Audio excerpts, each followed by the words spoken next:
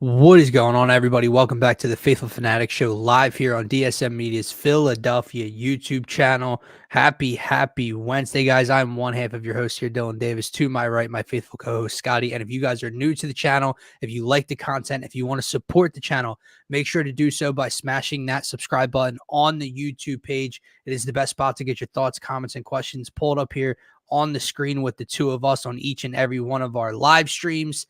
Sixers top 5 trade deadline targets. We're going to go through each of our lists, compare, and see who made the list, see who did not make the list that we'd also be happy to have. And then as well as our top 5 Eagles that need to step up in Tampa Bay in order for this team to turn things around come postseason time. But my man, happy hump day. Finally got it right today. And how are you doing? Yeah, I'm doing good, man. Happy hump day. We're halfway through the week officially after today, or more than halfway through the work week. And yeah, one more day removed from that Giants Eagles game. So once again, can forget a little bit more about it each and every day that goes by. But yeah, man, I'm happy to be here. We got some Sixers basketball tonight. Finally, it's been a really fucking dead week of sports. Unless you're, really deep into the Flyers, entrenched. It has been a really, really dead week in Philly sports as a whole, man. But I'm excited to have the Sixers back tonight, despite no Embiid, and I'm excited to talk about. I was coming into the show today, and I was thinking, did we jump on the trade targets too early? But no, there's only about three, maybe 4 weeks until the trade deadline, and teams, if they're going to get something done, they need to start working on that now, right? So because these are trade deadline targets, but things could happen prior to the morning of the deadline, the night before the deadline, when things are obviously their busiest across the NBA. But if you're Daryl Morey and you plan on attacking the market as aggressively you are, maybe there's a move made in 2 weeks, and then maybe there's another move made come deadline time. So it'll be interesting to see how Daryl Morey handles it. Doc Rivers said he talks too much. Doc Rivers said it hurts the Sixers by how much Daryl Morey lets out to the public or around league circles in terms of what they're looking to do. So thought that little tidbit was interesting from a man that has taken zero accountability since he has left Philadelphia. And then hearing Tyrese Maxey's interview was just the nail in the coffin for Doc Rivers, right? Because Doc's going on like this press tour right now. He's got the ESPN gig, but he's going on all these different podcasts, and he's just talking about, what was the limit on Joel Embiid, the James Harden fiasco, Tyrese Maxey, Daryl Morey. Everybody's catching strays from Doc Rivers. It's funny, and then Tyrese Maxey comes out and basically says, I did not understand why I was benched, but Doc said Maxey went to him and offered it to help the team. Wasn't true. He lied. Said he was just uncomfortable a lot of the times. It was funny to hear that Maxey interview come out at the same time Doc Rivers interview came out. It was hilarious, and mind you, Gilly, man, that dude is a funny dude as well. Talking to Maxey, just hearing them go back and forth, that shit was really, really funny. But yeah, you mentioned it. Doc Rivers goes out. He's on this press tour. He goes on, is it Bill Simmons' podcast? He's been everywhere. He's with KG and Paul Pierce. Boston Celtics galore, right? And it almost makes you wonder, was this dude just a fucking op? Losing to the Celtics and shit? Like, what? Like, he's going on this tour and just reliving his Boston championship. He was just undercover longer than Al Horford was. It's odd, man. It's odd. But nonetheless, he had the nerve to open his mouth about Daryl Morey. And it's like, obviously, dude, like, Daryl Morey fired you. He didn't want you in the building, so you're going to hate on him. And he's kind of doing it about everybody, right? He's blaming Joel for certain things. He's blaming Maxey for certain things. He's blaming, Daryl Morey and the Sixers organization for certain things. But the simple truth is, the simple mistakes that Doc Rivers made just in his 3 years. Atlanta Hawks bench Ben Simmons for Tyrese Maxey. Maybe that series goes different, right? But he can't think like that. Then you get to the next one, right? And it's something else, not giving Maxey enough playing time the next season, and then so on and so forth. Right. We no longer have Isaiah Joe in the building because of Doc Rivers. Imagine if Maxey like really got pissed off about going to the bench. Right. Imagine if his ego, And like, he don't get me wrong, I was surprised to hear Maxey talk about it because he's such like a smiley, happy-go-lucky guy. But in that interview, you see he does have that confidence. Like his yeah. agent is Rich Paul, dog. Like, and so like if that goes sideways, man, Yeah. Maxey maybe demands a trade out. Could you Wants to be could involved in you a Harden trade. imagine because of that dude, because of Glenn Rivers, we somehow lost Tyrese Maxey over the last 3 years Oh my god. because We of hate, what like he you said, decided to do. the Isaiah Joe thing. Like we hate that part, right? Right. Like imagine Maxey. Like that's a bigger scale. And yeah, I'm so happy that guy's gone, Yeah. man. Like beyond God. anything else that happens this season, I'm so happy that Doc Rivers is gone. We'll see how it goes with Nick Nurse, but Yeah. yeah, man, that dude is just beyond Well, annoying. you already I get the can't stand difference, him on a right? broadcast. The Sixers get their ass beat two nights in a row. One of which is with Joel, one of which is without Joel. And with how ugly those 2 nights went, Nick said, "Huh, Monday's Yeah, going to be gotta Monday's going to love be that. something, right? Monday's going to be tough, right?" Yeah, Doc would have said, "Well, it's a scheduled loss. It's a scheduled no Joel no back to Embiid. back. We're beat up. No. No One D-Mel, no one Tobias. What do you coach, want us to one do? coach is accountable, one coach is not, and Yeah, that's the difference, right? And what are you going to tell me? Oh, it's Doc Rivers is one of the. They're the same amount of rings, yeah, the same amount of championship rings. yeah. So It's crazy, man. It's almost like when you hear Nick Nurse talk compared to Doc, it's like I don't know, it's almost like an IQ level, like a level of competence that comes with yeah, Nick Nurse and in the way he talks and the way he does things. I don't dude, know. remember? We'll see. I know we're going down a rabbit hole, but remember Yeah. Doc's like coming out of a timeout, 8 seconds left in the fourth quarter of like a down one or a tie game. Remember those inbound plays? I mean, just you want to talk about like Have the intellect clipboard with and nothing on it. oh my goodness, like James Harden's rolling his eyes at And Doc Rivers while he's talking to the team, and it gets caught on camera in the postseason. It's like, yeah. man, what are we doing here?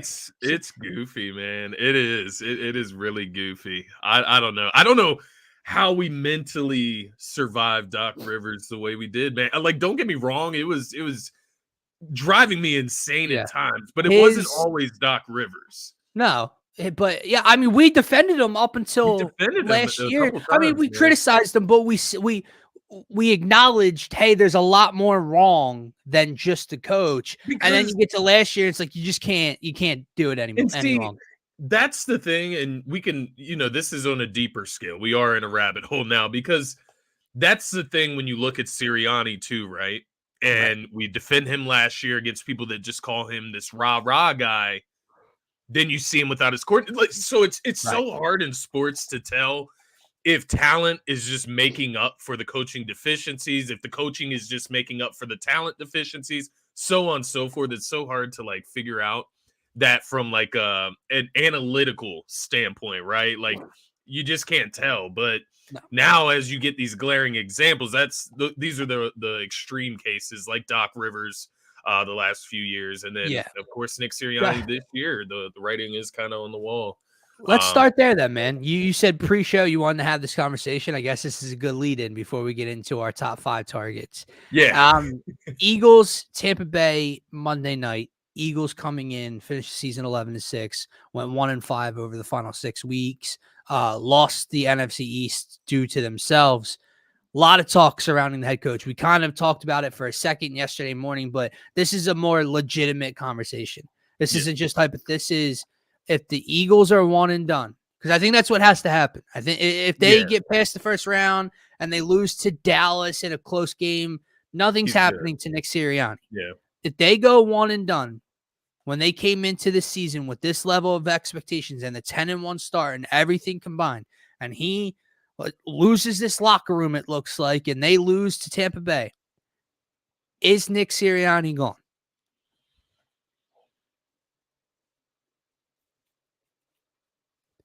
If it were up to me, he would be.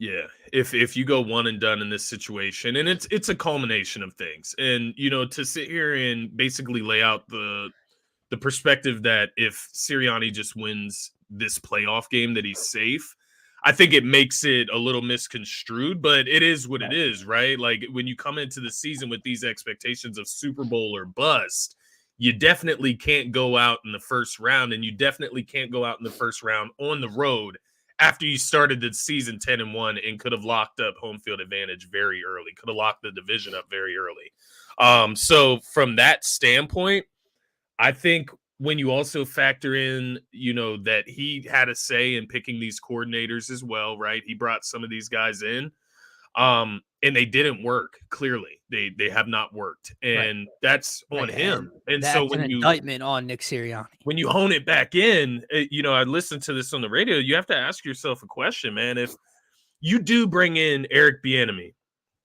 say he is just willing to be your offensive coordinator for Sirianni, and we have to pay him an extra amount of money, but he gets full control of the offense. And then you bring in, top tier defensive coordinator, Wink Martindale, everybody loves now after the blitzing show with the Giants. But Mike Vrabel, right, defensive coordinator, you pay him head coach salary to be. If you have to have Mike Vrabel as your defensive coordinator, and if you have to have Eric Bieniemy as your offensive coordinator, guys that you could argue are better than Sirianni. Better options as head coaches. Why is he the coach? Like that's what we have to ask ourselves. Right. Like, is the connections that Sirianni can make with players, the motivating factors, the rah-rah aspect of things, the pandering, does all of that matter so much that you can't just go in a different direction and find an offensive genius as your head coach? Or a defensive mastermind that can set an identity of toughness with this team as your head coach? Like, that's my worry. And then if you don't bring in Eric Bieniemy, if you don't bring in that caliber, right? If you don't bring in a high caliber defensive coordinator, then you're just going to be recycling coordinators constantly, right? Like if Brian Johnson was good, halfway through the season, there was rumors that Brian Johnson was going to get like a head coaching job. Like, those were real rumors. Adam Schefter repeated that this morning. Interesting, man. He said that he still believes Brian Johnson will be a head coach in this league. Did this year slow that process up? Possibly. Okay. But he's still very respected around the league. Okay. That sounds more realistic. Like, I thought you meant like next season. Leaving to go get a head coaching gig. That would be. He doesn't look ready to be an offensive coordinator. That would top anything we thought about Jonathan Gannon getting a head coaching gig. Like anything we thought. Absolutely. Brian Johnson getting a head coach job this offseason would be the craziest coordinator to head coach move, not just from Eagles history, but probably in NFL history. It would be the most unwarranted move you could possibly imagine. I agree with everything you said, man. But that's the problem, right? And it's tough. Yeah. You struggle with the fact that you almost relate to the guy. Yeah. You see the emotion, just the dude of Nick Sirianni, right? You love it. But what does he bring to this football team is the major question. What does he do? We know that he has nothing to do with the defense. Nothing. Zip, zilch. Doesn't coach it up in any aspect. We also know he should not have much say in an NFL offense. Yeah. I think that's evident. Yeah. I think you have 1.5 to 2 years of him having major influence and seeing similar results and play styles within your offense.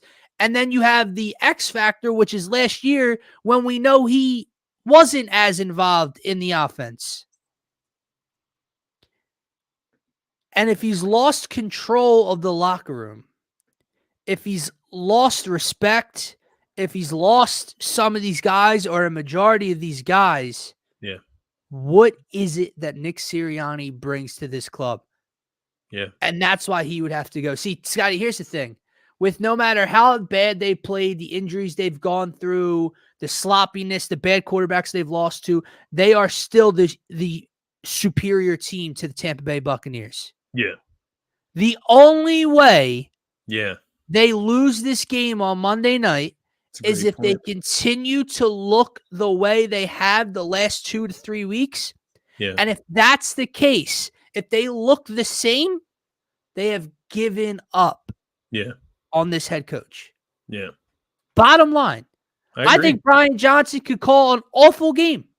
I still think they could get the job done against the Tampa Bay Buccaneers. You could run your QB draws, man. Don't turn the ball over. Don't allow them to blitz your head off. Yep. Like, you probably win, honestly. You just run the football, right? I mean, it is very simple, and that's almost why I believe they can, right? Like, I do believe they can. Like, it could be just as simple as giving DeAndre Swift 20 carries in this game. Like, he went off against the Bucs earlier this season, man. It could be that simple, but they never allow it to be. And that's the worry. That's where, like you said, it comes down to coaching in this game, because there's really no other way. Like, it's Baker Mayfield, right? Mike Evans could have a game, but you get Slay back. I mean, you get some benefits there, right? You get Cox back in the defensive line, man. But to your point about Nick Sirianni, let me ask you this. Do you think that AJ Brown or like a guy like Jalen Hurts, like leaders of this team, do you think any of those guys would stick their neck out for Sirianni to Howie Roseman and say, hey, I get it, rough season, rough finish to the season, part of that's on the players.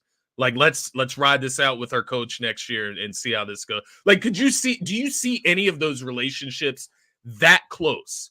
Like, for example, if I'm Dallas Goedert, like, see you, dude. You don't get me the ball anyways. Right. You know what I mean? Like, so, like, it would have to be a Jalen Hurts. It would have to be an AJ Brown, guys that he actually helps them within their careers. The only guy could be the quarterback. Yeah. I think that's the only guy that A, has enough power and influence to Jeffrey Lurie and Howie Roseman. And B, I think it's the only relationship that could truly be there. AJ Brown can say whatever he wants to the media, and it sounded nice, and it was polite, and it was the leader thing to do. For my money, AJ Brown does not mean what he says in that AJ Brown does not believe that that it's on the players and not the coaches at all.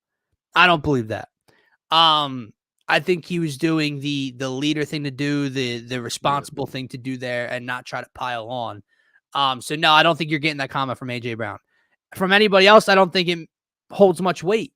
Yeah. Like, so what if like Devontae, for some reason, Devontae Smith was close with Nick Sirianni, which I don't think he is. Like that, like right. Like, would Jason Kelce say, I'll come back next season and play if Nick Sirianni's the coach? Like, I don't think the relationship is like that. I don't know. And here's the funny part. You look back through portions of the season, and we like to say, oh, well, that happens on the sideline.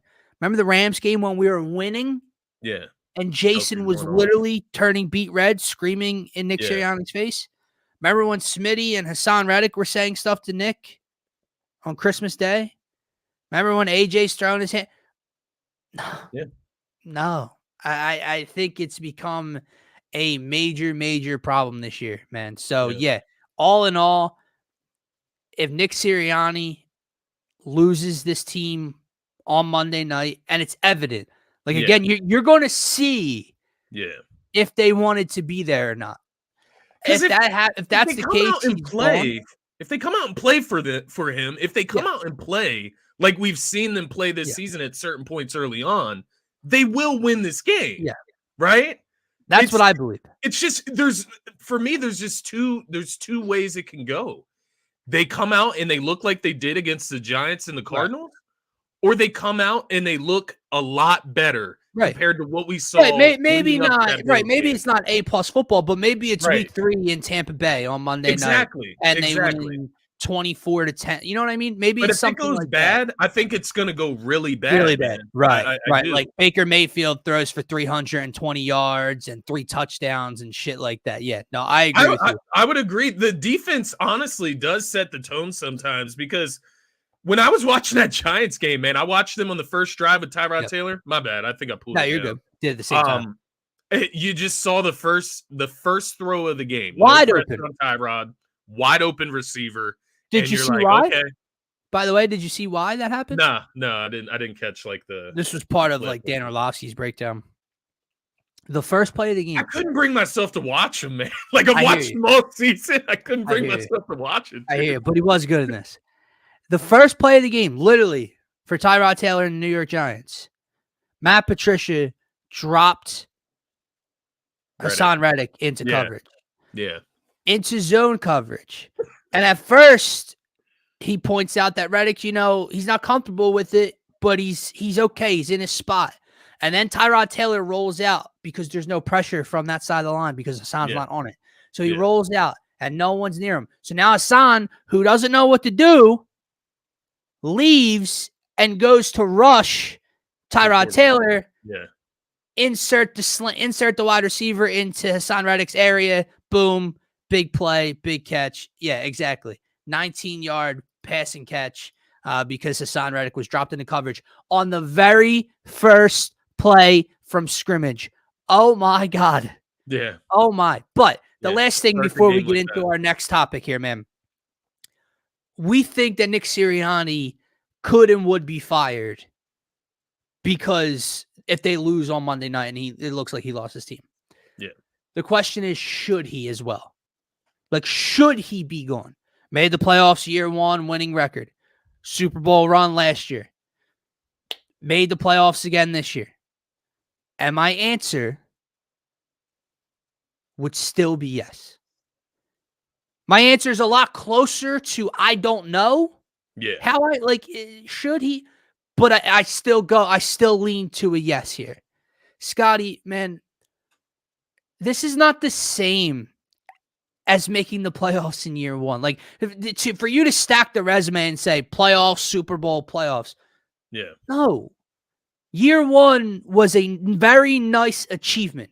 First year head coach, rookie quarterback, started the year poorly, rallied the troops, made the playoffs, played Tom Brady. Got it.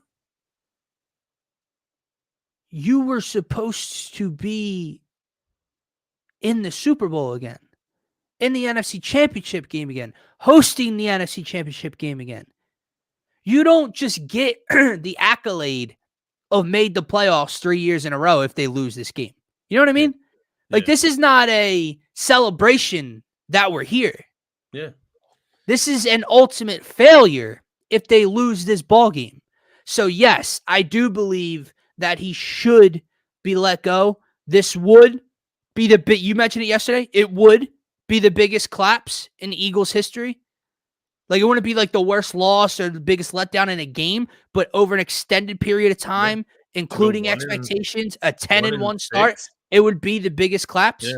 To finish and a first round exit 1-6 with the Bucs, Seahawks, Cardinals, Giants, Drew Lock, Tyrod Taylor, Kyler Murray, Baker Mayfield. If you lose it, like, come on, man. So to me, I think at that point it would be past saving, and I do think the ultimate factor here would be that he lost the locker room. Like, I think that would be well known inside the building. Yeah. And play a factor into him being gone.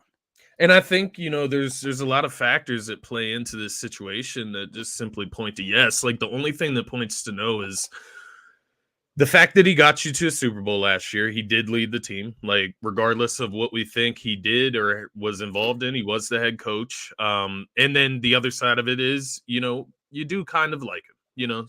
You do kind of like him in the way he acts on the sideline and stuff like that. That likeness has slowly started to disappear. It doesn't work, and when the results aren't coming in. All of a sudden, you start getting looked at for everything else, and that's when you find out there's nothing there. And so, like, there's a couple things that point to yes. One is, it's a new day and age. Like, we're not in the day and age where you have to just lock in with your head coach and, keep them for 10 years. Like, Right. that doesn't happen This at the isn't end of Eric the day. Spoelstra. Like, either it works or it doesn't. And what I would say is, over the first 3 years, we brought in an offensive-minded coach, and the offense has not been as good as we feel it should be. And that's an indictment on Nick Sirianni. The next thing I would say, just regarding, like, everybody says, like, 3 years, 3 trips to the playoffs. Yeah, Chip Kelly did it too, right? And then everything turned upside down. So, like, there's examples of everything. But on the other side of it as well, it's like, you can get ahead of this now. Jalen is still young. AJ still has, a year, 2 years left on his contract. You get Smitty extended. Like, you still have a window here. And so if you want to make a change, or you're even, like, close to making a change, you should make it now. Yeah. Get ahead of it agree. while you're still early I on agree. in Jalen's career, and create that rapport. You have to get the next one right. You have to, right, in order to capitalize correctly. But if Nick Sirianni is not the guy, you would know it this year, because this collapse, there's just no way around it, man. Just week to week, the things we complain about and the same things being the same problems. Just It's never changing. And then his and words having the and his weapons, comments of just, after the Giants game, he was asked about the blitz, and he said, "We do not change our process based on the results, or based on what happened. Like, we keep the process throughout the week the same." What? How? You have to adapt. You have to. What are you talking about? You get your shit pushed in by Wink Martindale and the Giants, and you don't change your process? Oh my God. But yeah, and that's the other thing, real quick. Like, Mike Vrabel, one of probably a top 3 to 5 most respected head coaches around the NFL, made the playoffs every year before this year. He gets canned. People very, very frustrated and upset within the Tennessee community. Do you go for a guy that's seasoned, like a Mike Vrabel? Obviously, Bill Belichick, people have thrown it, whatever. Or are you looking at one of those young, fun coordinators, right? The coordinator out of Detroit, right? What's his name? The other Ben Johnson. Ben Johnson, right? Yeah. Do you go there? Like you said, Eric Bieniemy. Do you go there? Are you looking more fun and creative, or hard-nosed and serious, like a Mike Vrabel? It's a good question. I don't know. They're two completely different paths. I know. You know what I mean? And here's the funny thing. I saw someone the Ben Johnson idea, because you pair him with Jalen, and you just hope that that's the pair to move forward and take you where you need to go. And you hope that Ben Johnson is the offensive mastermind that, you were hoping Sirianni was. Right. And Ben Johnson comes from that Dan Campbell tree now, right? He was part of his staff. We obviously know Dan Campbell is a very loud and fiery, similar to Nick, right? Like, we would love Dan Campbell in Philly, I believe, right?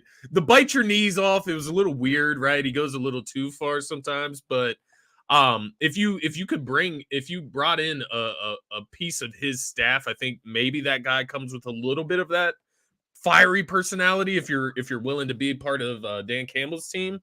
But yeah, I mean, if Mike McDaniel got fired, right, that would be an offensive mastermind. Although, you have to ask yourself, are you going to go with Mike McDaniel, who kind of did the same thing as Sirianni down in Miami? Like, you have to ask yourself about that. Right. But I don't know. There is something that calls to me from just a discipline-oriented, like, I would bring Mike McDaniel, strong-minded head coach, man. Yeah. Like, to have that defensive identity. Yeah. It would be a different pace. It would be different. But maybe that's what would work. Like, I don't know. Like, I would be willing to try whatever.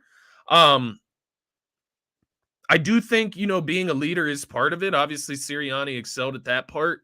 But I think, with the next one, it has to be a little bit of both, man. We have to focus in on the principles, the identity that he brings to the actual football team, not just the locker room, but the actual product on the field. We have to have a balance there. And that is my biggest request, whether it's offensive or defensive, Because at least if you have a strong-minded, discipline-oriented defensive coach, then you can bring in a nice offensive mind. You can pay them a good amount of money to come in and run that offense, right? They have full control of the offense. And then you just have a defensive coordinator that, is just like an assistant to the head coach. So that's an option that I think you could explore just to kind of look, our defense, man. It was good last year, right? It was good in a shell, right? Like it was good numbers wise, but when it got to the big moments, still was not good enough. Even in the Super Bowl we won, man. Jim Schwartz, he's probably the best defensive coordinator we've had since Jim Johnson, maybe, right? Like maybe that's the case. Right. And we didn't even force Tom Brady to punt in the Super Bowl. You gave up 500 passing yards. And maybe that's just the way the NFL is. But maybe you do go with that identity breaker. Right. A different philosophy. It is interesting. Different.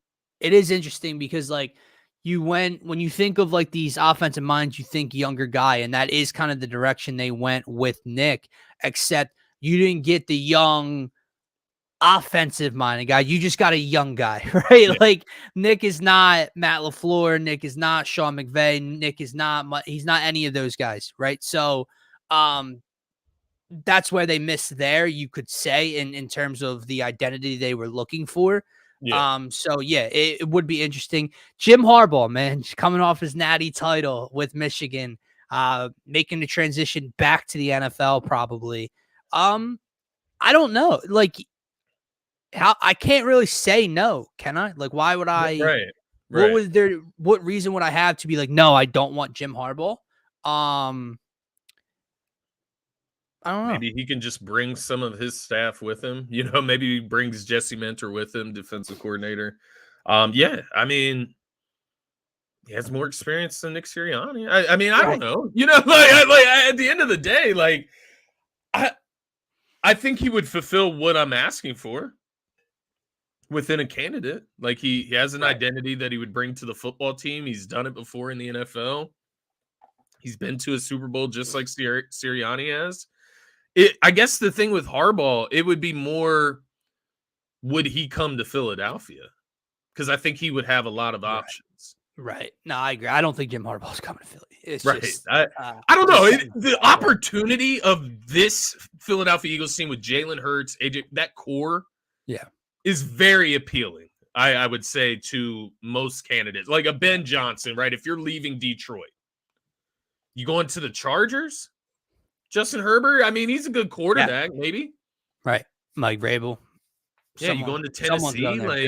So someone's going there, and it's going to be a nice job for somebody to finally utilize those guys correctly. But to Darius's point, man, I know we started with kind of the negative kind of should Nick Sirianni be canned if they lose. But I wanted to get this conversation out of the way a couple days in advance of game day before we get into the ins and outs. And that's what we're going to do now, because the bottom line is the Eagles are one of the 14 teams, one of the 7 teams in the NFC to make the postseason.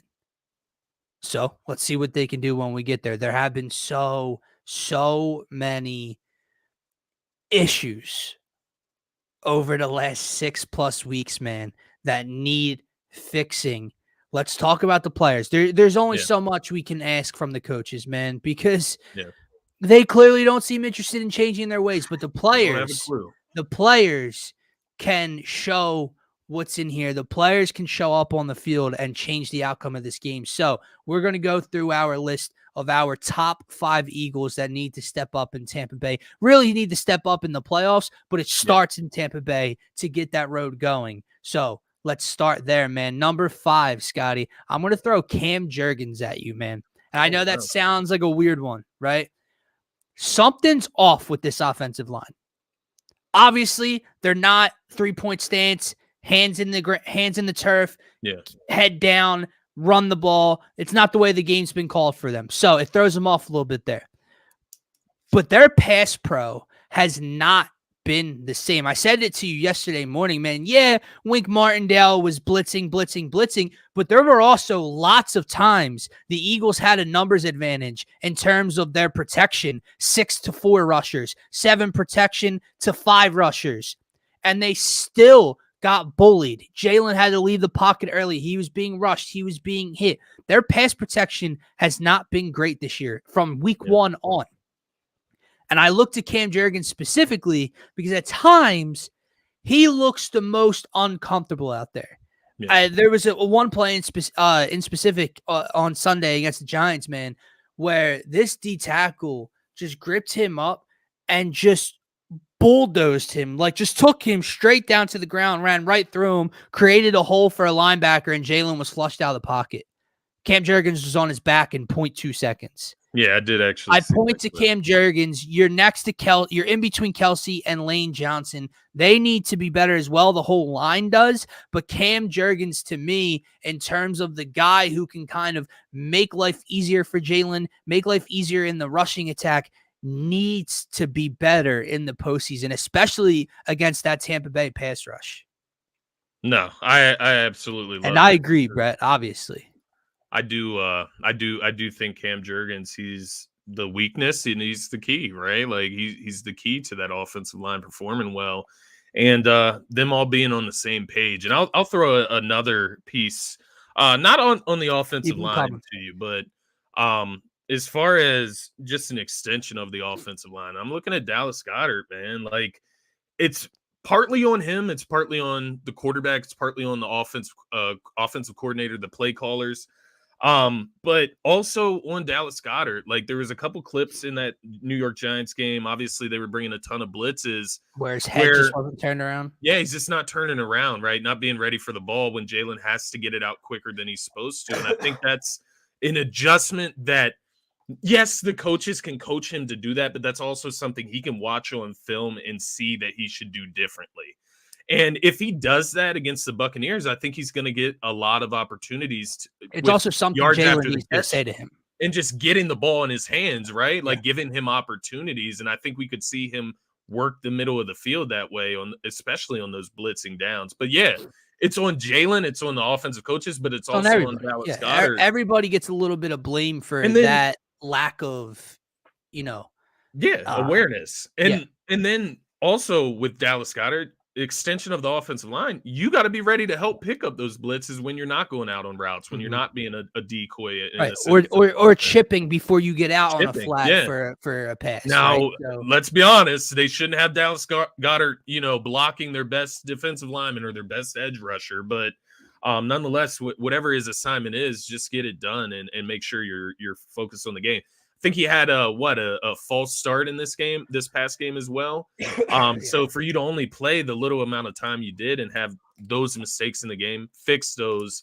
And I think Dallas Goedert can show how valuable he is to the offense because Dallas Goedert consistent. It's not. Dallas Goedert was your best pass catcher in the Super Bowl last year. Yeah. Yeah. That's how important he can be within this offense. He was your most relied on, biggest plays, third downs, big catches on the boundary.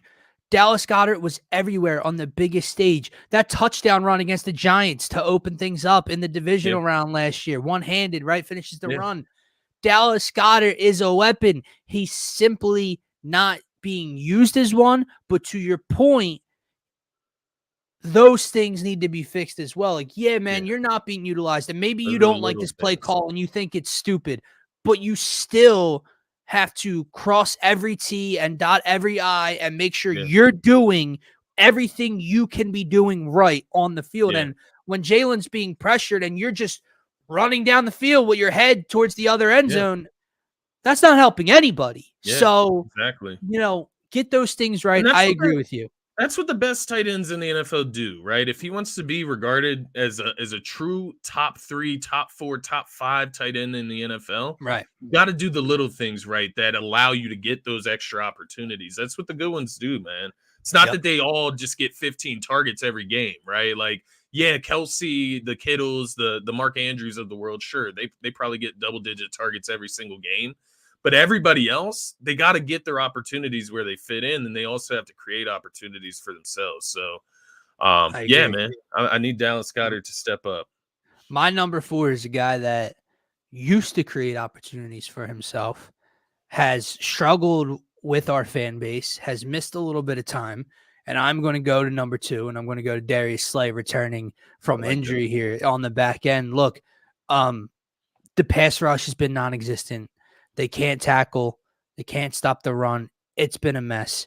But on the back end, they've been a mess since week 1. And they've rotated guys in and out, and they traded for Kevin Byard, and now Slay's missed time. Maddox was out for so long. Maddox is back. I know everyone, the fun thing to do right now is to pile on James Bradbury. Kevin Byard's Mr. Non-existent, right? Reed Blankenship. Darius Slay coming back, veteran lead, supposed to be a veteran leader, right? A captain of this defense. He has to take the assignment of Mike Evans on Monday night. Yeah. Like before, I would have told you size-wise, maybe Bradbury's the better fit on Mike Evans. No. Bradbury can't cover Darren Waller right now. Yeah. So you're damn sure not putting him on Mike Evans for a large majority of this game. Darius Slay has to come back and step up in a big way, not only for himself, but for the rest of this unit, man, because they need someone, a spark plug, to come in. Think about it. Darius Slay comes in off of it, returning from injury, and first or second drive picks off Baker Mayfield. Right? What's that do for the mindset of the rest of the defense? Make a play, man. It's what you were brought here to do. It's why you were re-signed. Yeah. Help each other out. Yeah, I would even just say, like, taking away Mike Evans from their offense, like eliminating something. That's the thing. The defense just hasn't been able to do anything well or eliminate anything that the other offense is trying to do. And if you could just do that with Mike Evans, that would be great, right? And make Chris Godwin, make K. Dotton beat you, make Rashad White beat you. And now you have one less, superstar level player. Essentially, Brett. It depends what Slay's on, man. Honestly, Slay was not that bad before the injury. Honestly, going out, I know we talked about him a little bit on here, but I think, after going back, seeing all the breakdowns of the stats and kind of how things played out, you don't love that he praises himself after the defense has a horrible showing. Yeah. But he does have pretty decent numbers. Right. It's more of a personality thing with Slay towards the end of this year. So I think there is a world where he could play Mike Evans really, really well in this game and restrict him.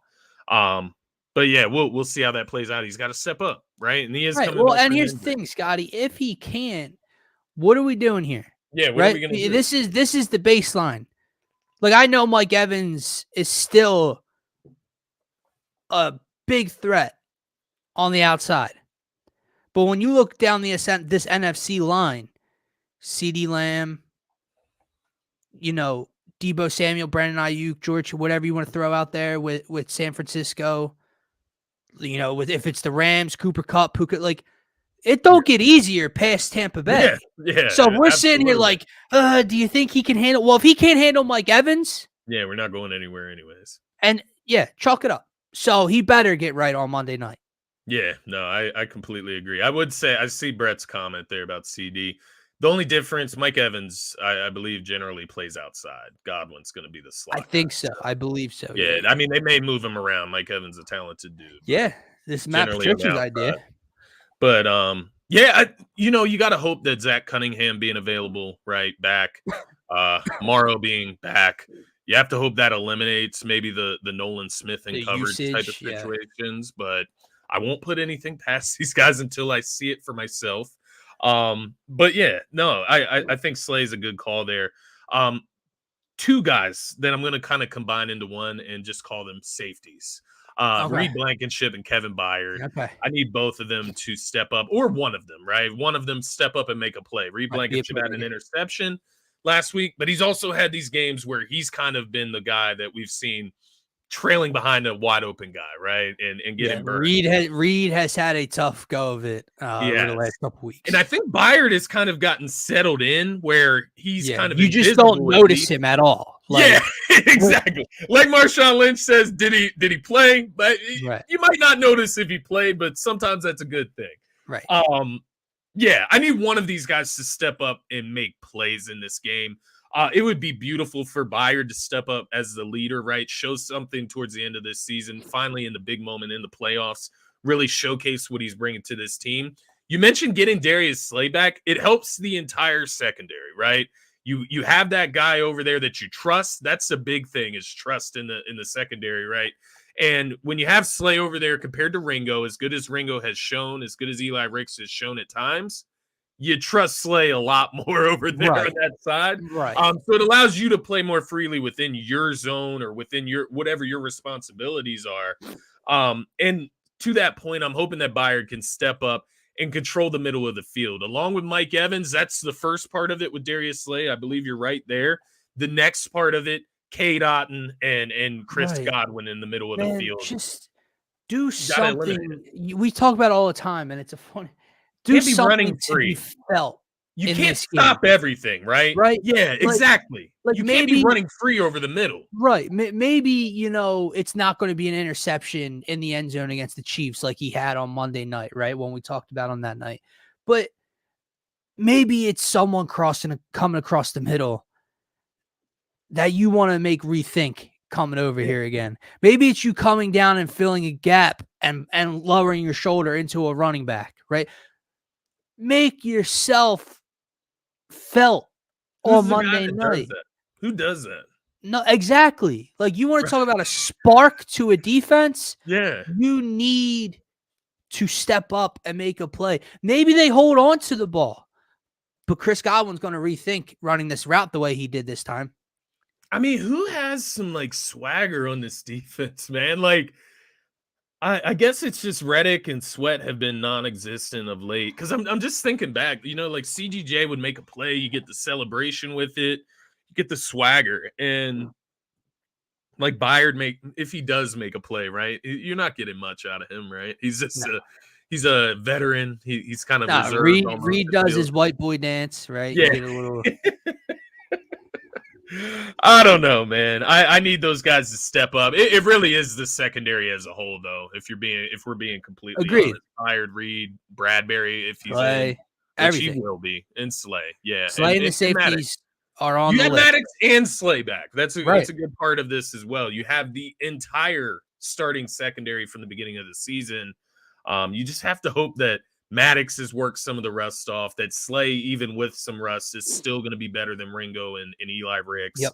And then you just have to hope that Bradbury can hide long enough to not kill us. But yeah, man. Hopefully he plays with some extra energy. I don't know, man. Maybe he's not. Maybe he has something left in the tank. We'll see. They were playing possum, My third Eagle to step up on Monday night has to do with this comment by Marshawn Lynch. You kind of just mentioned him. Hassan Reddick. Oh, that's my number 3 as well, man. All right, let's get this out in the open, man. It's another case of poor coaching and mismanagement of personnel, not being used in the right way, dropping him back in the cover. What are we doing, right? But he still does play on the line of scrimmage and get to rush the passer a lot more than he gets dropped into coverage. Okay, let's stop acting like he's just a middle linebacker now and he's only used to drop back in coverage. Should he ever be dropped back in coverage? No, probably not. Maybe if you try it once a game, I don't know. But he's still coming off the edge 90% of the game. Scotty, I can't remember. I know Christmas Day in this last game against the Giants, he had the tackle of Saquon in the backfield where he came unblocked off the edge, and it's cool. Hassan Reddick has not felt the same really all year, but at least since the first half of the season. There were parts of last season where this dude took games over. Games. He was so much of a threat and a force that he was in the backfield over and over and over again. He had a strip sack. He had a fumble recovery. He had 2.5 or 3 sacks, all against Jacksonville and Trevor Lawrence in that rainy game at the Link. He took games over. Yeah. Scotty, he can't even take a moment over. He's not taking a play over and getting to the quarterback in a big spot, helping a third down. Like, we could sit here, right, and we could talk about the secondary, and they've been putrid. The defensive line has been non-existent for the last 7 weeks. And that's where the money is. That's where the first round draft picks are. And it starts with him. It starts with the sack total, the sack leader. He has to get going. Baker will hold on to the ball, man. Like, I know, like, we've got this like rejuvenated Baker this year, right? He's been great. He led Tampa Bay to the playoffs. They won the division. That's cool. I watched Baker Mayfield play the Carolina Panthers last week and make bad decision, bad decision, bad decision. Hit, hit, hit because he held on to the ball too long. Hurt his ribs actually in this game. Hassan Reddick has to make an impact on Monday night, Scotty. Yeah. No, I completely agree. That's why he's third on my list here as well, man. Yeah, you mentioned a point in the season where he just started looking completely ineffective. And it was when Matt Patricia got the defensive coordinator reins against Seattle. You look at his season right now, he had 2 sacks against Dallas on December 10th, and that 20-point loss in Dallas. And after that, he has not had a sack since. He hasn't had over 2 total tackles since. He's just not being put in positions to make plays from the looks of it. So it is partly a coaching mechanism, a coaching scheme problem, but also it is Hassan Reddick just has to get over it, pin his ears back, let the attitude go, and just play football. I think that's part of it right now. I think he's a little frustrated. I think everybody is, right? And Sure, you can see it in the body language. So right. you need to get that out of you, and you need to start making plays for this team, man. Whatever the responsibilities are, Right. you can. That If you all have goes into problems the with quitting them aspect. at the end of the season, if you have a problem with the scheme, we can address that after the season. Long-standing issues. We need to figure out what we need to do right now to win football games. And if he's asked to drop back in coverage, do your best at it. Take the attitude out of it and just play football and try to win games. But yeah, I do agree with you. I think that's part of it. All of it is a culmination that comes together for why you see this downtick in production. But man, he needs to step up, man. I don't understand the last 4 games. Well, yeah, and to Brett's point, right? So you forget about this because it feels like so long ago. He had 2 sacks in the Dallas game, one of the few bright spots. And listen, I know an edge rusher can't really impact the total course of a game. So, it's not his fault if the offense doesn't score and they fumble the ball and whatever. But my point was, okay, yeah, 2 sacks in a Dallas game that we got our teeth kicked in.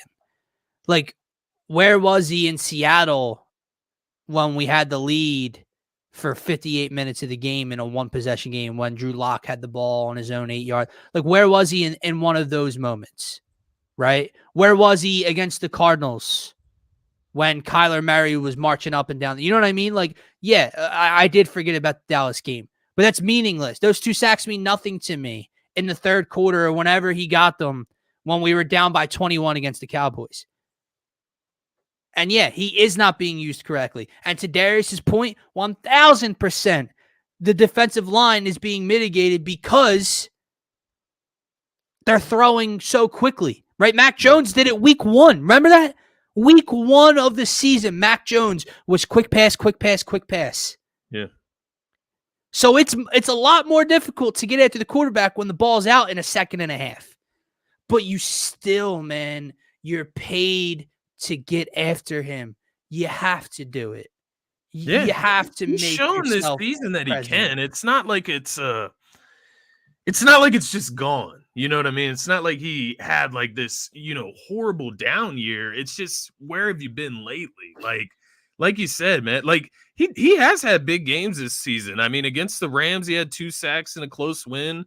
Against the Chiefs, he had a sack in that close win. Against Dallas, the first time he had a sack. So, like, he's been there in spots. It's just, right, since Matt Patricia came into the picture, he is not making any impact, at least from this standpoint on the stat sheet. And we obviously see the clips of where he's operating at as far as in the scheme. I'm with you though. I don't disagree with anything you said. I think he needs to step up, but I don't think that it's gone. I think there is something in there where he could give us something, man. It's just you have to wonder if the Patricia effect, what toll is that taking on the defense? It was great in Seattle, right? Only gave up Yeah, 17 points. You did give up that last drive, and that right. obviously turned It the was game great for upside 58 down. minutes in Seattle. That's what it Yeah. was. But then after that, the wheels just came Yeah. completely off this defense, man. And I don't know if it has to be a Matt Patricia thing, right? Like, I don't know. Like, is it the switch? Feels it Yeah. for him. Yeah, it has to be Matt Patricia. I don't know, man. I don't know. I was like happy after that Seattle game with the defense. You only give up 20 points in that game, but then you give up 25, 35, 27 to the Giants and Cardinals. It's like, yeah, maybe that's the problem, Matt Patricia. Yeah. But yeah, regardless, we talked about it the whole show. The players have to step up through the coaching, and that goes for Hassan Reddick as well, man. He has to step Yeah. up through the scheme, through the coaching, and make plays because he is good enough to do that. I agree. My number 2 Eagle that has to step up on Monday night is AJ Brown. Look, AJ Brown obviously has been quiet while not being so quiet, right? Meaning he wouldn't talk to the media. He wasn't, saying things, but the silence was being felt. And he makes the comments just to the media, just know it's nothing to do with you guys, right? And then he comes out and he backs Nick Sirianni and he backs his teammates and the coaches and he gets them and everyone thinks, oh, the speech that saved the season. AJ Brown has to be a difference maker. And again, all of these conversations are difficult because none of these guys feel like they're being put in the right situations. Dallas Goedert doesn't get used correctly. DeAndre Swift doesn't get used correctly. Hassan Reddick doesn't get used correctly. Well, AJ Brown hasn't necessarily been used correctly. But AJ Brown, I'm asking you to be that guy. I'm asking you to be a difference maker on the field on Monday night and hopefully throughout a postseason run, right? It's why you were brought here. You weren't brought here just to be another guy. You were brought here to be this team's Stephon Diggs, this team's Devontae Adams. You were brought here to be the top 5, top 7 wide receiver you are. And for the first half of the season, much like Hassan Reddick, much like other guys, when they were winning, AJ Brown's numbers were great. What do you have, Scotty? 5 straight games of 125 plus receiving yards. He was going well over 1,000. He was just behind Tyreek Hill in terms of total receiving yards. And then the wheels fell off. And yeah, it has to do with coaching and it has to do with Jalen, but it also has to do with AJ Brown. It has to do with AJ Brown not holding on to the football when he does get it. Yeah. It has to do with AJ Brown not giving up on plays. It has to do with AJ Brown, being involved even in the plays that he knows he's not getting the ball. Seal an edge. Make that lead block. You have to be a difference maker. You have to overcome the limits the coaching staff is putting on you right now. That's why you were brought here. I know it's not fair, but that's the situation we're in. So AJ needs to figure it out on Monday night, man. Yeah, I agree. That was where his streak of 125 yards receiving started, right in Tampa Bay. So had 131 yards, 9 catches that game on 14 targets. So yeah, you got to get it going, and there's no real reason why you shouldn't be able to. You already did it against them, so make it happen, man. I'm gonna go with DeAndre Swift in this case, man. You get him back for this game. Obviously, I talked about it earlier, how you can simply, by giving him the ball 20 times, you can win this game, man. Just take care of the ball, be scheduled with your offense, be on schedule, right? And that's part of it for me. I think part of it is on the coaching staff, but also part of it is on DeAndre Swift, similar to Dallas Goedert, but taking advantage of your opportunities, man. And he's going to be part of what helps the blitz attack as well, right? Yeah. Just being that quick outlet, that dump off option. That security blanket for the quarterback, I think, is going to be a big thing in this game. And then also just stepping up and making blocks when you're in on passing downs, right? Right. That's how you keep Kenny Gainwell. How much does that worry you that we know the blitz is coming? How much does it worry you that they're going to overuse Kenny Gainwell in terms of pass protection? It worries me heavily because when you look back at the first time you played Tampa Bay, DeAndre Swift was a big part of why you beat him. He had 130 yards. He was averaging 8 yards per Yep. carry. Um, so with that being said, you would think that that would be the plan again, to get him involved, see what he can do against this defense. So if I see Gainwell out there, one, it makes you predictable as always, right? And then two, it takes one of your best playmakers, a guy that can break off a touchdown at any moment on the field. It takes him off the field. So to that point, you need DeAndre Swift to step up Yeah. when he does get the opportunity on passing downs. Don't make them rethink it if they have you in on passing downs, right? That's what I'm kind of getting at there. Right. You're Don't right. get They very well may go with the option of, which is having super Gainwell in for frustrating, blocking. man. It's Which is super annoying. because here's the thing: it's not like Gainwell exceeds at it, right? He might Yeah. just be marginally better in pass pro than DeAndre Swift is, right? Right. Picking up Right. a free blitzer, whatever. But to your point, whether it's running the ball to him 20 times, which they should, giving the track record of what they did against Tampa Bay, what helps alleviate pressure, Scotty, and all out Yeah. blitzes? Running the ball. You know what else helps it?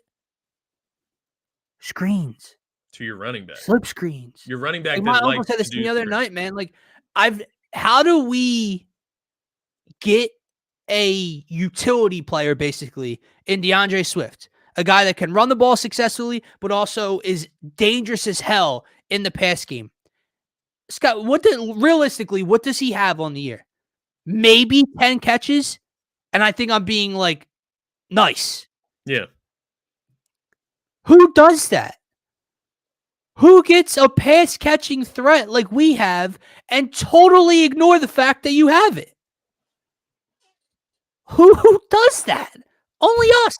Only Nick Sirianni. Only Brian Johnson could possibly ignore the fact that you have a weapon out of the backfield like DeAndre Swift. So guess what? If Todd Bowles keeps coming and coming and coming, and and keeps bringing pressure, Dude's dump it off horny. to your pass catching running back.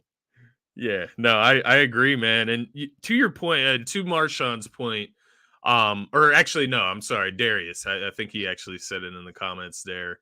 Would love to see a playoff caliber run game from this offense. Obviously, that entails a lot of everybody that we've talked about so far. And to Marshawn's point, Jalen Hurts is my number one. I don't know about you, but me as well. makes a ton of sense. But just before we move to Jalen Hurts, you look at the Eagles in the postseason last year, and what did they do? They cut all the bullshit out, and they honed in on the run game. And that is part of what makes me feel like we could see a little bit of a switch up come the postseason here, Dylan. I didn't mention it earlier this week, but now I'm connecting the dots as we go here. But 120 carries between Gainwell, Sanders, Hurts, Boston Scott, and then you have 2 carries from Gardner Minshew. We can kind of throw those out as negative 2 yards. So you actually hurt the total. But 120 carries between all 4 of those players. Between Gainwell, Sanders, and Hurts, they split about evenly, 33 carries, 35-35. But total, 531 rushing yards in 3 games last postseason. That's how you win football games. It's what this offensive line wants to do. That's how the Eagles win football games. Like, it's so simple. Yeah, Jason Kelce literally has one of these, goes on it once a week, and makes it pretty well known that the Eagles like to run the football. Yeah. That the offensive line likes to run the football, I mean. Yeah. And you just don't do it. And I think this is a great point by Brett, man. Like, we talked about the predictability of this team throughout the year and the play calling. And I know myself, and we get frustrated, right? When Gainwell's on the field and not Swift, and they're getting touches to Gainwell and not Swift. But a way not to be predictable is to actually give Gainwell the ball a little bit and not only bring him in on passing downs and only bring Swift in on running. You know what I mean? Yeah. Like, and I think that's a great point. Like, we're asking them to run the ball. Like, we love Swift. He's a great talent. But he's not going to carry the ball 28 times. If Gainwell has the hot hand, let him go. It's fine. He had the hot hand in the postseason last year. He was our leading rusher. That's fine. He actually got the least amount of carries out of Miles Sanders, Jalen Hurts, and himself. He had 33 to their 35, Yeah. and he had 30 plus more rushing yards than those guys, right? He had 181 rushing yards last postseason. He needs to be involved as well. It needs to be unpredictable. Agreed. Except, like, again, it's all been timing, right? Remember when we came on here and we're like, run the ball, and people and some certain media members were trying to make it sound like that was just such a generic statement. No, there's stuff that goes into it, and I think the first part of this sentence has to do with it, right? Like, I don't understand the obsession with inserting Kenneth Gainwell inside the red zone and not using DeAndre Swift at all. He has a nose. Swift has a nose for the end zone. Yep. He loves this. He likes to score. Yeah. You can see it anytime he's used in the red zone, how hard he tries to get into the end zone. Kelsey literally said he apologizes to Swift when he gets tackled at the 1. Yeah. Because he knows what's coming and he can't score next. Yeah, and you see it from Swift. He wants to get in because he knows those opportunities are limited, man. I take it back to a clip I saw the other day against the Jets in that loss. Swift scored receiving touchdown in that game. He catches a pass over the middle, gets rocked, bounces off of it, and rolls into the end zone, man. Yep. He's a strong dude. He's a very balanced guy, right? He's very strong within his legs. Use him where he's supposed to be used. He's going to get into the end zone a lot of the time, man. Anything inside the 10, the 20s, he has a chance of scoring from anywhere right there. Yep. He has really a chance of scoring from anywhere on the football field. That's why it's been crazy sometimes the way he's used, but he still had his best season as a running back somehow. So, yep.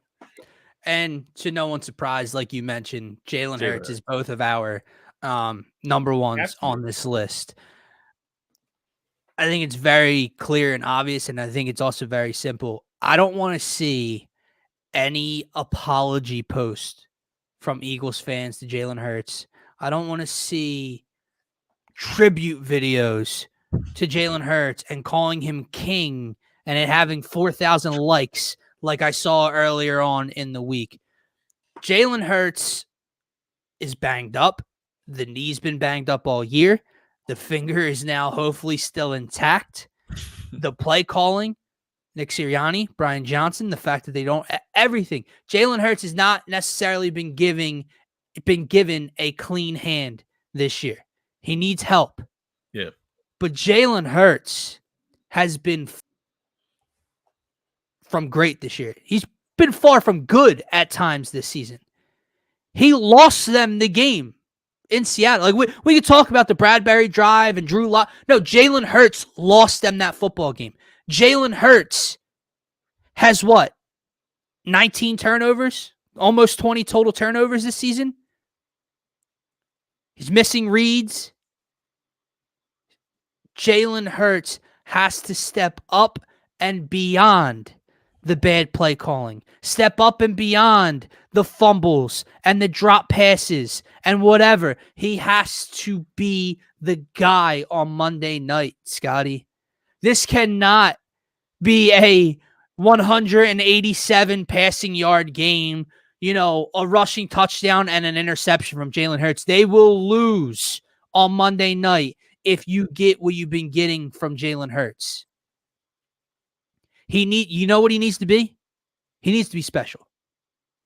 And again, that might not sound fair. Brian Johnson, why can't he just call better plays? Why can't Nick Sirianni set up a better offense? Why can't this guy catch the ball? Why can't this? Why can't that? He was paid to be special at times.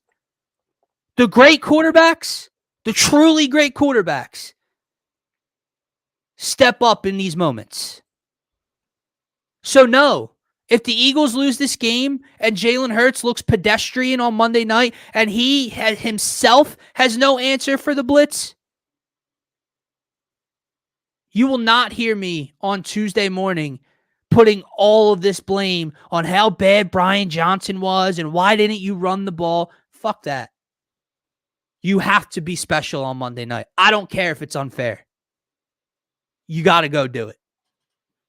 Yeah, I don't think it's unfair, honestly. I think he's capable. We've seen it, and it should be expected. I mean, he's the quarterback, right? He's the MVP candidate of the team. So to that point, he needs to step up and play like it. In that first match, interesting enough, man, 23 for 37. He had 277 passing yards. He had a touchdown, 2 interceptions, and a rushing touchdown as well. They still won 25-11, though. It's just interesting to me, but he needs to be even better than that, I would say. Just from a confidence building standpoint as well, right? Like, obviously, I think those numbers, you could probably win this game still with those numbers, but I want to see a game where the Eagles look closer to what I saw earlier in the season, right? As far as closer to the what we team envisioned and them to be. the team that we exactly where the expectations were. Now, obviously, a win will be a win in the postseason. You'll take it. But I think if we can just get a clean game from Jalen, man, make the right decisions in the big moments and just don't make the boneheaded mistakes, right? The interceptions into double coverage like the Jets or the Seahawks, right? Going for the deep shot. Right. I do wonder, with his finger banged up, does that maybe force them to hone it a little bit? Yeah. Maybe not go for the deep shots on 3rd and 2. Maybe use the intermediate passing routes in this game. Maybe it forces their hand to it. But nonetheless, like you said, I just think that Jalen Hurts, no matter what is called, he is the guy that he is the one that can elevate this team the most out of anybody else on the roster, right? He's the guy that can go out there and win you a football game. I would love to see, similar to the Bills, if you need that. Yeah. Go out there and perform like that, right? Like the Josh Allen performances. That is the way he is being paid. Right. So that is the way he needs to perform. And what are people right? Exactly, man. Playoffs, like, man. You need your because team we ranked him up there as well in the beginning of the season, and all these people that want to talk about Jalen Hurts in the same breath that they talk about Patrick Mahomes and Josh Allen and Joe Burrow, like he's a top 2 to 3 quarterback, and we agreed coming into the year, but he is nowhere near played to that level this season, and that's okay to say. It's not. He hasn't been horrible, but he has not been near that level this season. Even when they were winning, he wasn't near that level, right? The Buffalo game, he's outstanding. But you get my point. Yeah. It's not unfair to ask that of him. Like, people think it's so crazy to ask Jalen to go, throw for 300 and play a clean game. And this is the one thing that's been bothering me over this little bit of regression that I've been seeing from him. We need to see smart decisions, because out of all of the question marks when it's come to Jalen Hurts since he was drafted to the Philadelphia Eagles, were tangibles, right? Can he be a pocket passer? Does he have the arm strength? Does he have this? Does he have that? But the one thing that was never questioned were the intangibles, right? It was he's the hardest worker in the room. His IQ's off the charts. He's always in the film room. He's always doing this. He's so smart. The way he speaks, he sounds like he's 58 years old, right? He's so wise. Why am I not seeing smart football from Jalen Hurts this year? Yeah. Almost 20 turnovers is not intelligent football. Throwing to a receiver, to a running back on a screen that's already blown up, that you're staring at it being blown up instead of just throwing the ball in the dirt, that's not a smart play. Throwing to Quez Watkins one-on-one on 1st and 10 is not a smart play. Not getting out of bounds on Christmas Day with no timeouts that almost cost you 3 points if it wasn't for a Giants penalty is not a smart, intelligent football play. Like you said, Scotty, 3rd and 2. That is Jalen Hurts' decision to throw a 35-yard go ball to A.J. Brown. Is he the only receiver on the field? No, he's not. That's not a smart play. And the last thing about being intelligent, my bad, I just got to get this out. It's all in his. He has full responsibility. He has full, command at the line of scrimmage. So exactly. Bingo. That's where I'm going, right? Listen to me. Yes, Nick Sirianni and Brian Johnson look like the 2 biggest assholes on the planet when they just keep calling their plays and their game plan no matter what the defense is throwing at you. Blitz, blitz, blitz. It doesn't matter. We're still going to run our stuff. You look like idiots. However, when Jalen Hurts relays the message, huddle breaks, we're lining up, I'm diagnosing the defense, Scotty, he's not changing anything. He's not audibling. He for the like. I'm not saying he never he audibles throughout the course of a game, Yeah. but it is visible that 7 are coming. Yeah. And Jalen just snaps it in the same protection they walked up to the line in. Oh, what do you know? He has to throw it away right away because of the pressure. Well, duh. Like you said, bro, you have the keys. Is that an intelligent football play? To just not change anything you see? I don't know, man. So, I mean, I do know. He has to be better and he has to be special. Yeah, agreed. I was just gonna say on those 3rd and 2s, I'm thinking back, and I remember we went through this at the beginning of the season. We kind of go in phases with it, right? Because it's like the 3rd and 2, the long shot. Every once in a while, you'll catch a 60-yard touchdown pass to AJ Brown. Just has been quite a while since that has happened. But I don't know. You just have to ask yourself. That's where the adjustments come in from the coaching, from Jalen. That's where the adjustments come in to where, okay, you just can't do that every 3rd and 2, man. Like, right. You know what I mean? Like, okay, you should know when on 3rd and 2 you can go for that deep shot. Like, it shouldn't just be 3rd and 2. Let's catch them off guard with a deep shot. It should be 3rd and 2. Let's look at what they're presenting. Can we catch them off guard with a deep shot? And it's not like that right now. It's like, point. We're better than you. AJ Brown will outrun you, and I'll outthrow you, and it'll get into his hands, and everything will work. And it just doesn't work like that all the time, man. To Marshawn Lynch's point right here, 3rd and 2, try running it, and then tush push it on 4th down. I'll tush push it on 4th place. What blows me the most is when you're getting close to your side of the field, right? Like when you're approaching your their territory, excuse me. That's where it pisses me off the most, because there is where you can go for it on 4th down, right? You're not in your own territory. Yeah, I'll literally push it on 3rd down. I don't care. Yeah. And what are you gonna say? I don't get 2 yards. Well, I know I'm at least getting a yard to a yard and a half, and then I'm pushing on 4th. Like, you're not stopping. You could tush push it, honestly. Man. I'm dead serious. That's what I would do. And they've already made an alteration to the tush push where Josh Allen just goes to the left. Right. Like a little running back. Goes into the hole and to the left. To Darius's point, man, where was it? So, like, the line has not been good enough. He's been getting pressured out the ass. But he has not had good pocket presence this year. He is leaving clean pockets to where, and it all goes back to the Seattle game for me. It was by far his worst game of the season. So you would expect a lot of these issues, the turnovers, everything. But on the final drive, he left a clean pocket, a perfect pocket almost, within 2 seconds. Left it, rolled out right on 3rd down, came back. Seattle had 1 timeout left, and instead of just sliding or whatever, or running and staying in bounds to make them use their timeout, he throws it out of bounds.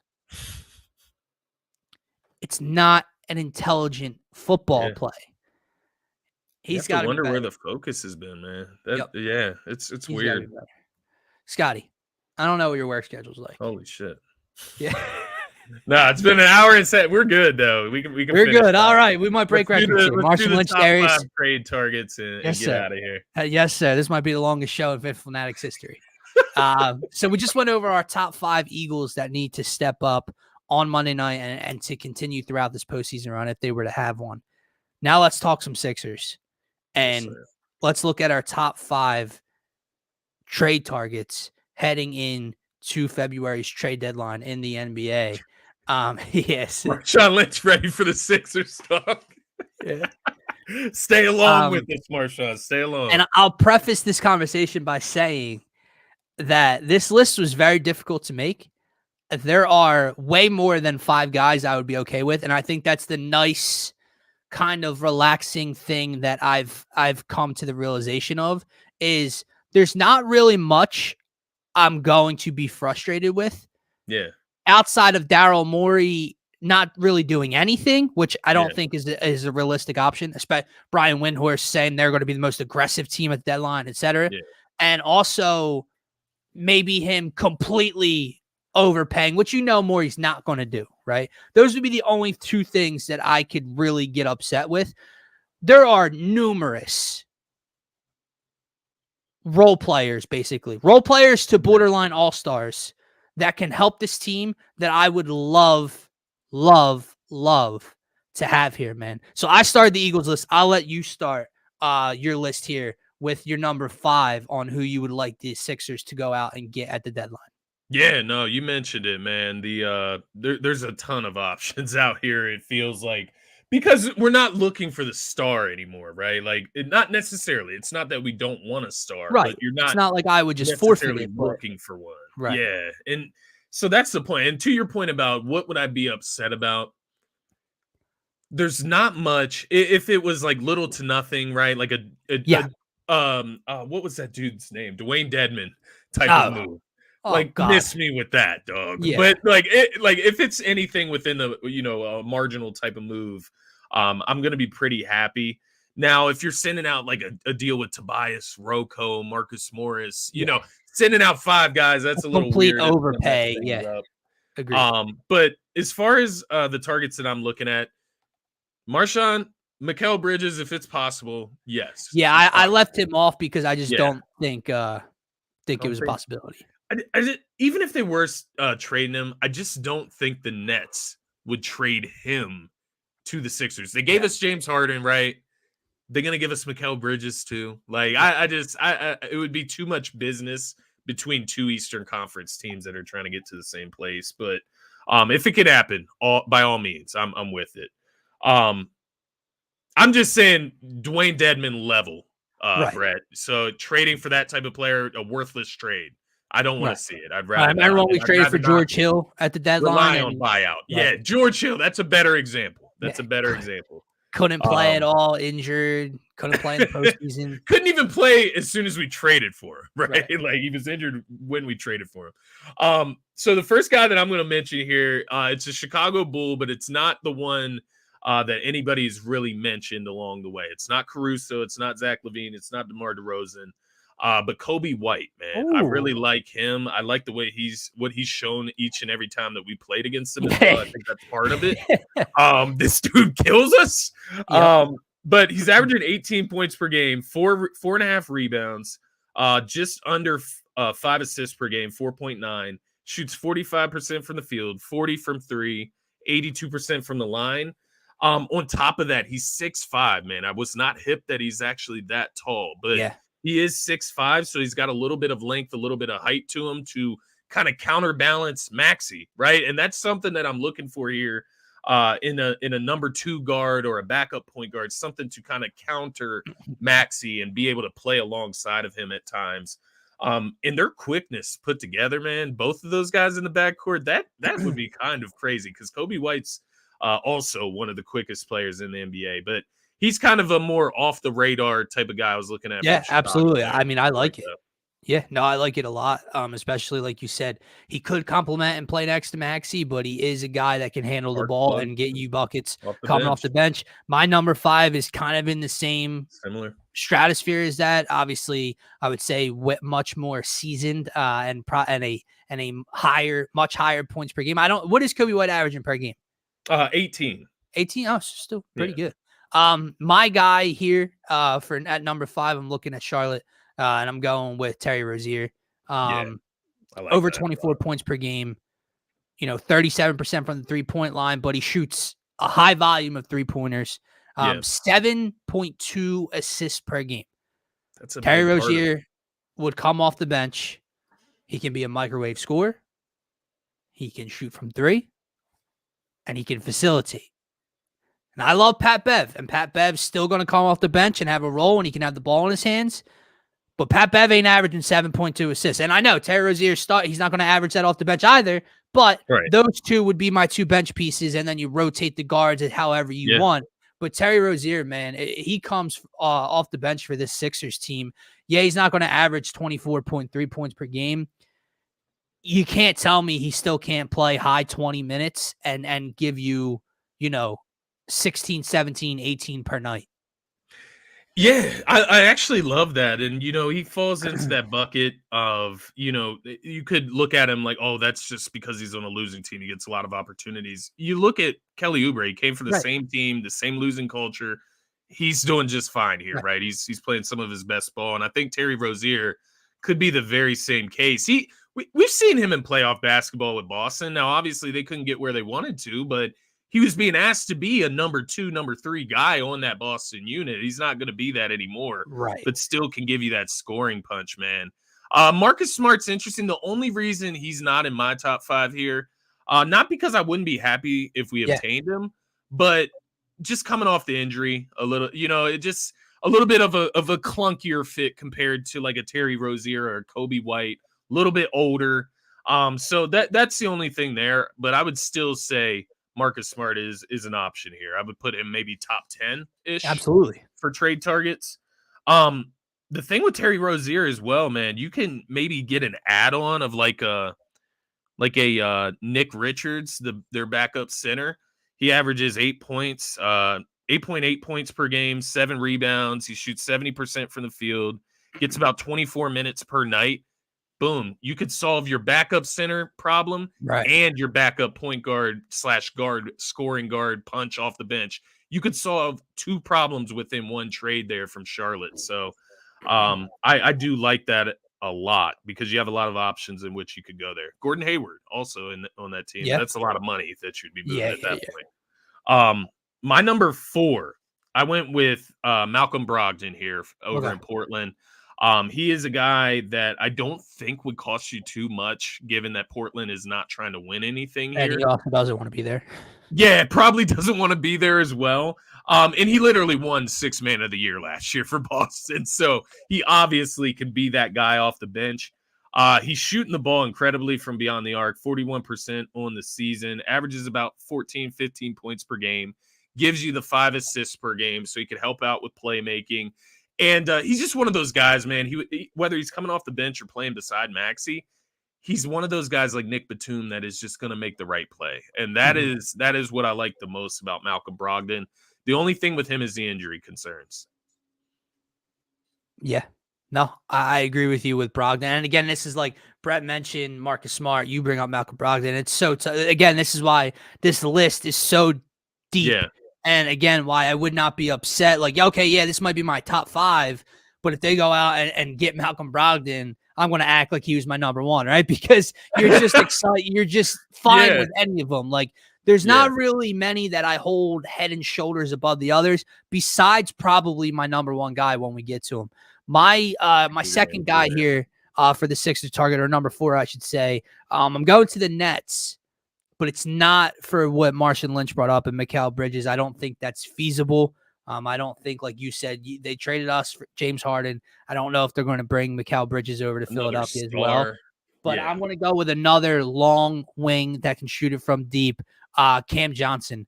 And I know he doesn't really fit the mold of the kind of guy we talked about looking for, whether that's a backup big or a ball handler that can shoot, score, facilitate, do all that. He's more of a wing, right? He's 6'8", but this dude could be a microwave scorer. He's only averaging 15 points per game, but he shoots almost 42% from beyond the arc. We've seen him do it against us in the postseason last year, even though we swept the Nets. Absolutely. He still put up numbers against the Sixers. But I mean, Scott, like here, man, 17 points in 25 minutes, 24 points in 26 minutes. He can score, and he can score quickly, and he can shoot the deep ball. I would love to have Cam Johnson on the perimeter with Joel Embiid in the post on this team. Absolutely. I think that's a big part of it. There is the Joel Embiid factor in what he could bring and what he would look like beside a guy like Joel Embiid, who just takes up a ton of attention. And there's another guy that's going to be on my list that's kind of similar to that prototype as well, just that floor spacer. That guy that can just light you up, right? He can shoot the rock. And I do like that. And I think that one is a little bit, not a little bit, I think it's a lot more realistic than in terms of price, for sure. Yeah. And, he just got a new contract. But once again, when you're in like the 20 millions with your contract, that's just not that bad these days. It's the 40 million, the 37 plus million, right?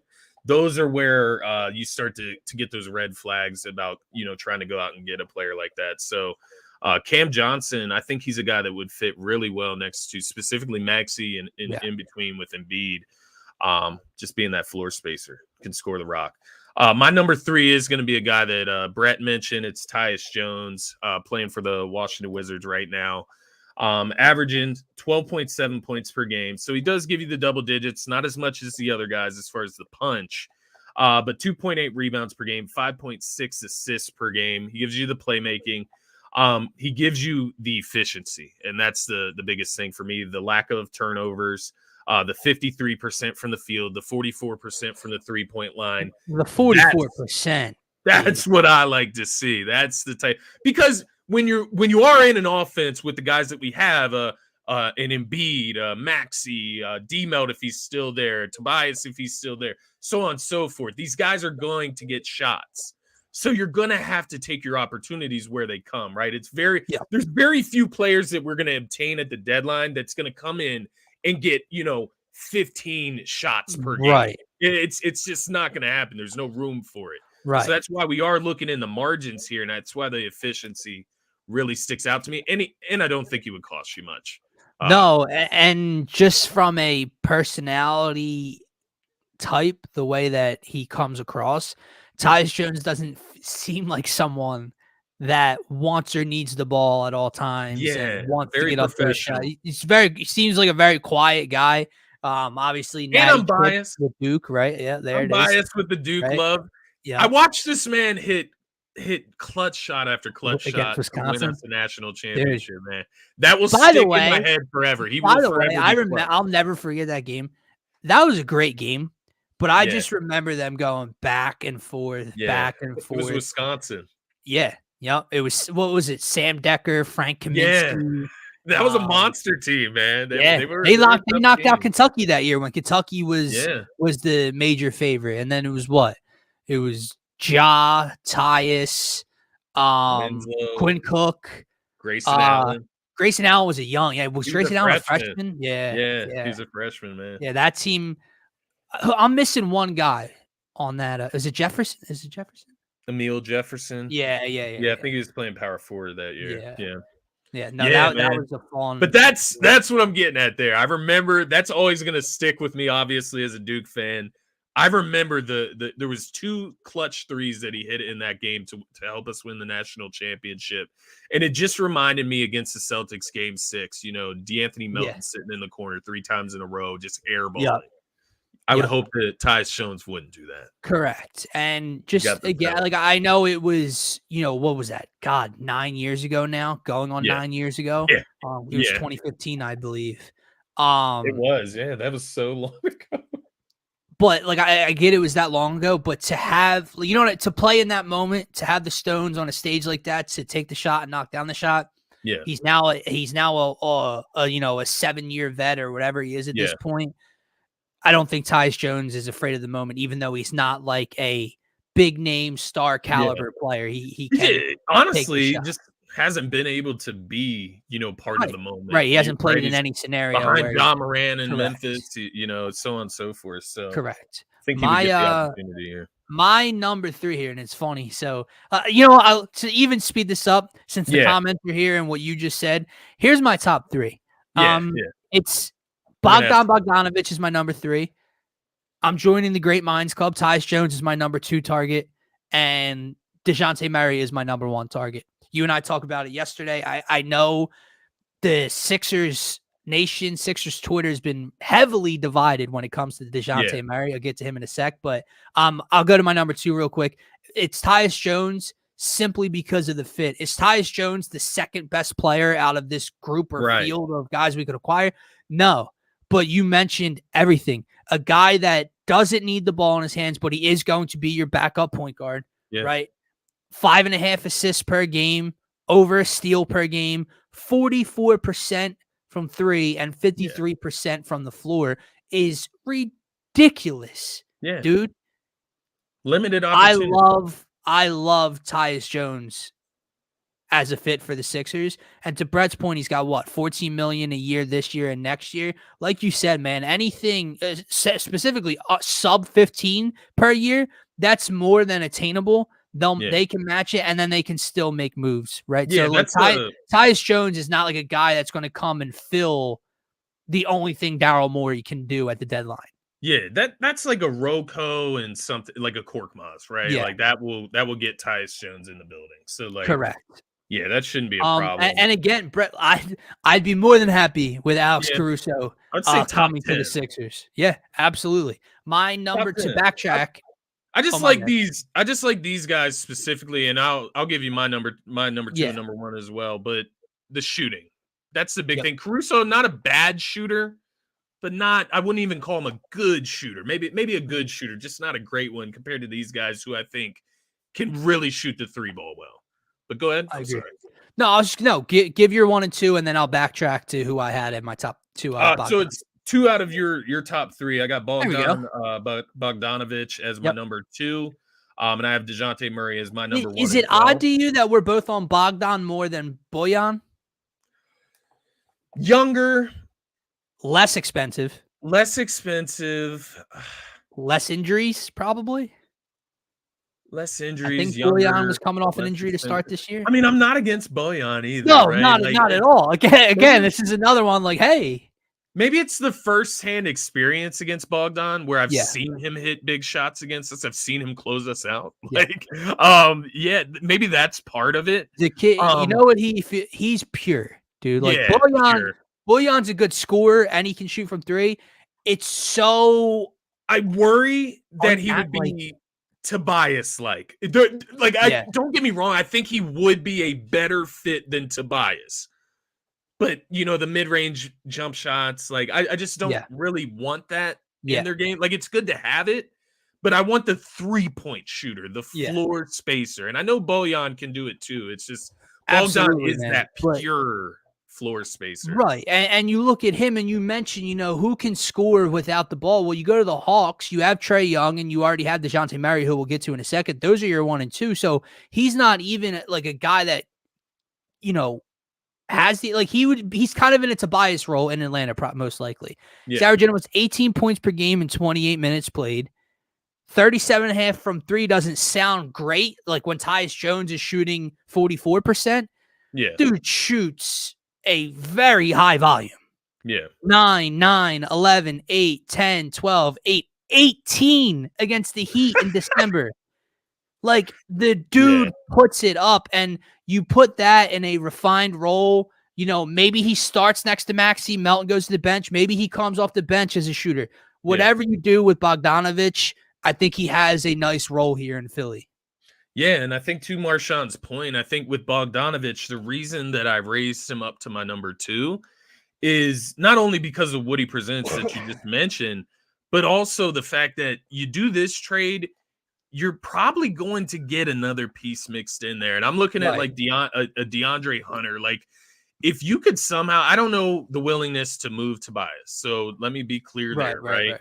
But if they were, that's a deal you could probably get done. Tobias, maybe a draft pick or something, whatever they want for Bogdan and DeAndre Hunter. Yeah. And I think they would be seamless fits. You add another 3-and-D wing, a guy that can shoot the ball in DeAndre Hunter, a guy that is from the Philadelphia area. He shoots 40% from three.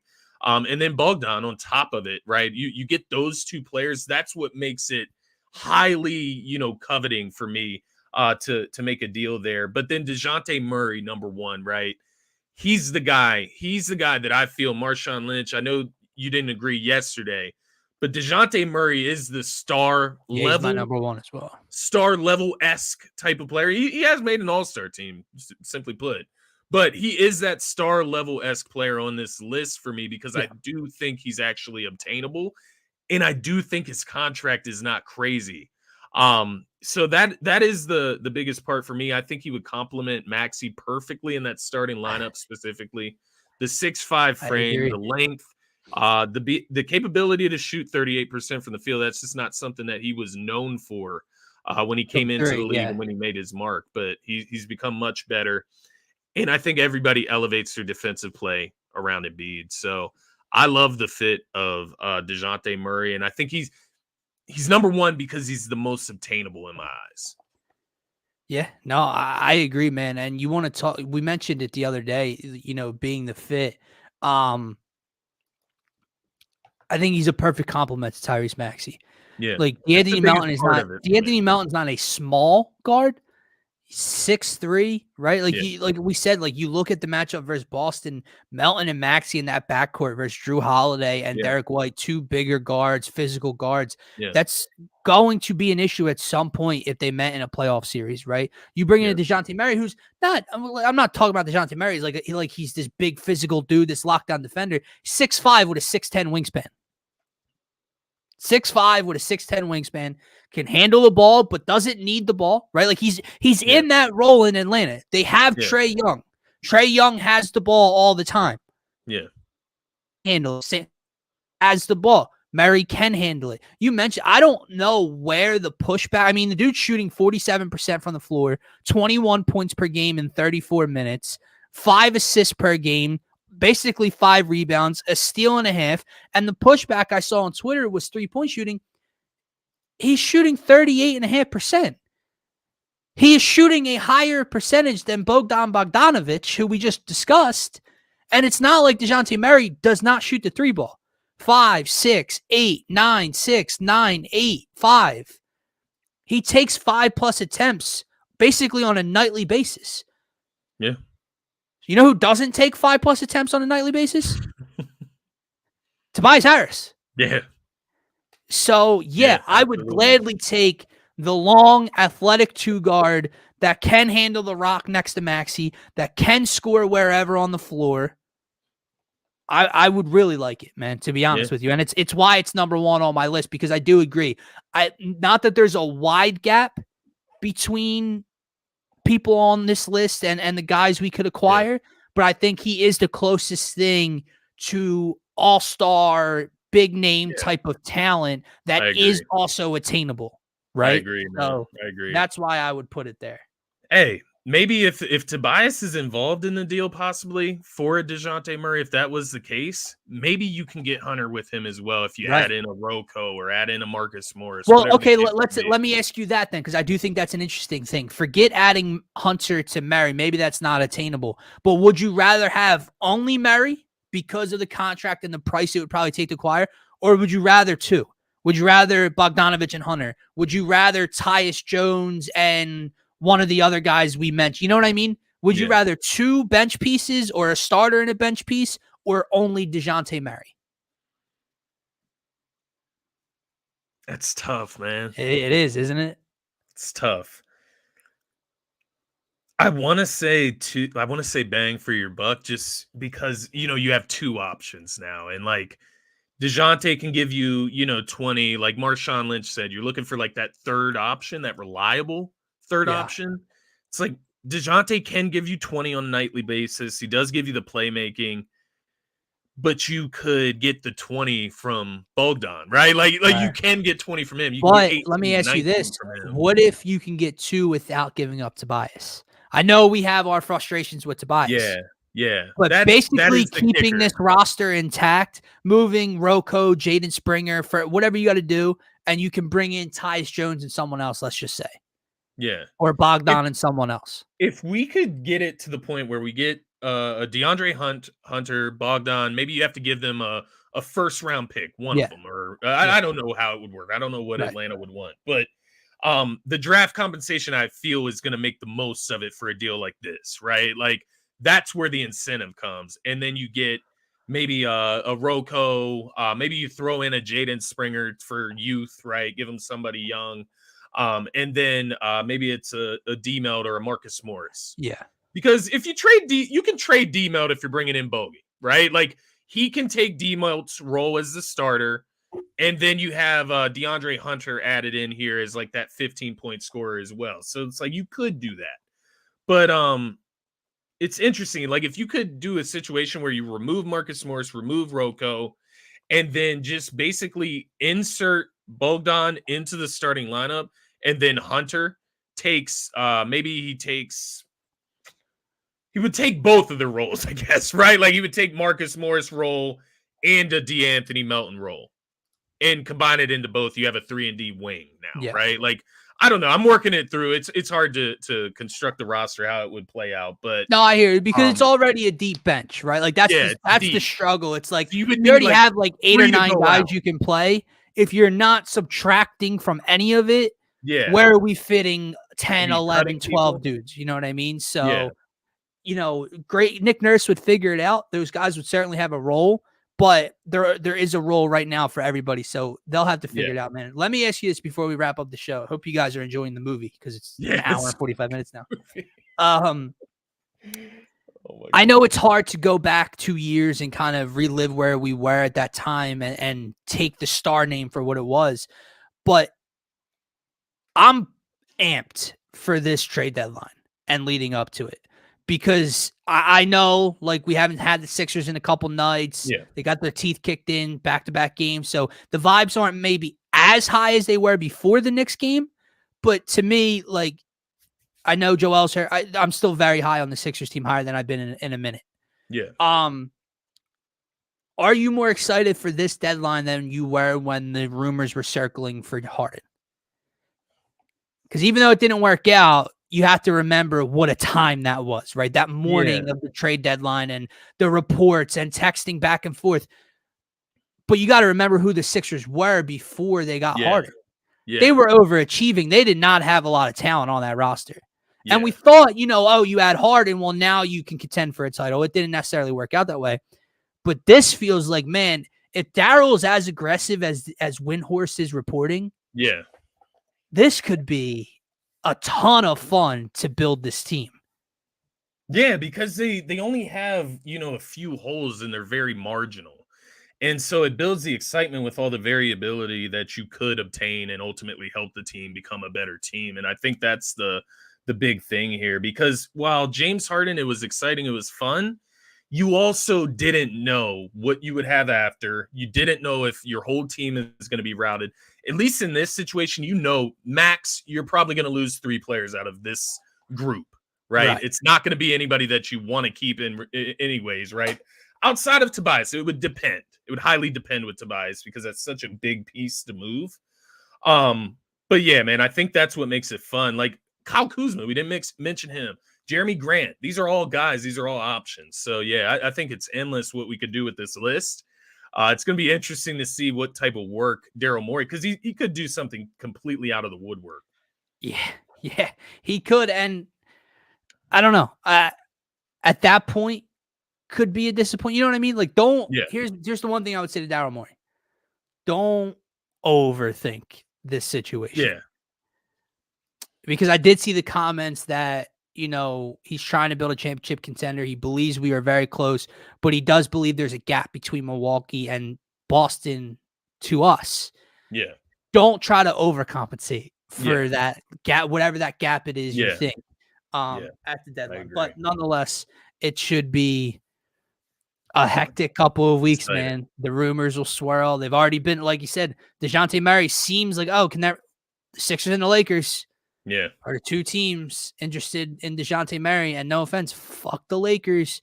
I mean, what do they think is you're just going to add more players to that roster and just think it's going to work out? Like the amount of talent the Lakers have is astounding.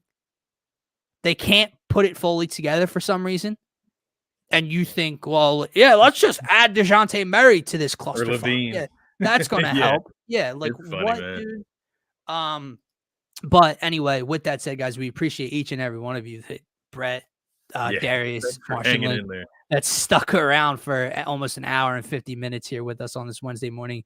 We will be back Friday morning talking more Eagles, Bucks, more Sixers with their return to action tonight. Maybe the Phillies do something. Maybe the Flyers start to win again. They're coming off a loss against the Penguins.